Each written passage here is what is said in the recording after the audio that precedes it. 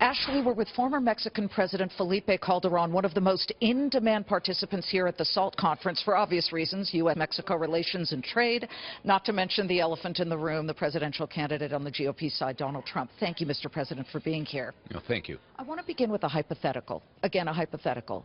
It's January of 2017, and we are looking at President Donald Trump being sworn in, again a hypothetical, and in one of his first moves, he picks up the phone to call you, perhaps the current president, to offer an olive branch of sorts and to have a discussion about U.S.-Mexico relations. Would you take the call from Donald Trump?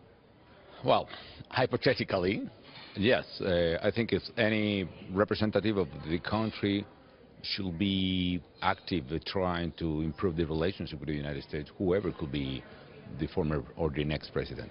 Would you accept his discussion about a wall? Well, not, probably. Definitely not.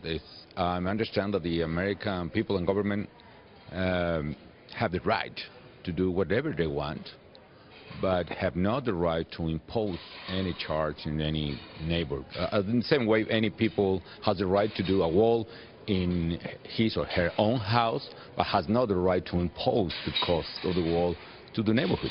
What if he said, meet me halfway, meet me a third of the way, use some pesos, we'll use some dollars to build border control? No, it's out of negotiation for us. Of course not. No, definitely no. Why not? No one single kind. It's no other wall. And it's absurd and stupid wall, as I say. No, I would say him that he needs to know that the net migration of Mexican workers to the United States went to zero, and even today it is negative, meaning that there are more Mexican workers coming back to Mexico than Mexican workers going to the United States. You know, I fact-checked that, and Pew Research did have that, indicating that more Mexicans are now leaving the U.S. However, we've seen some disturbing pictures of alleged drug dealers scrambling over the wall, and it upsets some Americans who feel that perhaps not the best quality is coming over to the United States. Is that not worth some type of relationship between governments to fix that situation? Well, immigration could be fixed through rational mechanism, not absurd mechanism. It is true that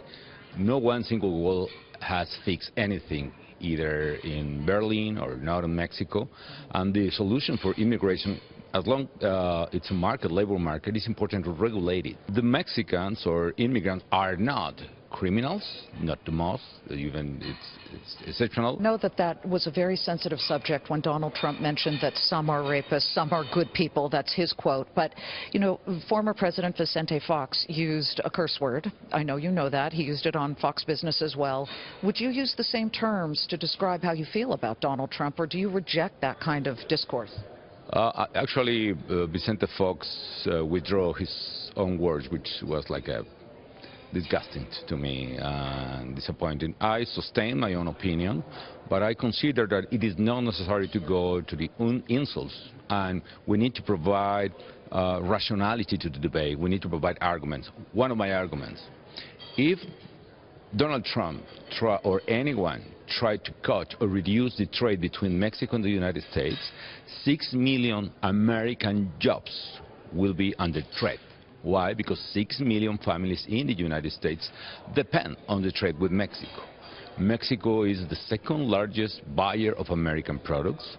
Mexican people are the second largest group as tourists to the United States. So our economies, both economies, depend a lot in our common trade and relations. President Calderon, takes money, takes effort, takes bridge building, certainly. We appreciate you being here. Thank you so much. Ashley, back to you.